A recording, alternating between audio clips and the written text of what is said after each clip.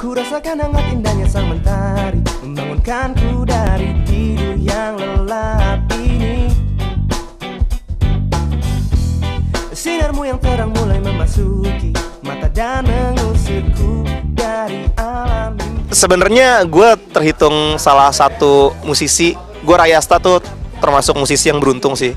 Maksudnya kalau orang lain ikut banyak festival, masih harus ketemu berbagai macam rintangan sampai akhirnya punya album. Kita tuh bener-bener dikasih anugerah banget sama Tuhan gitu. Ikutan sekali festival, dikontak sama label, terus abis itu langsung punya album.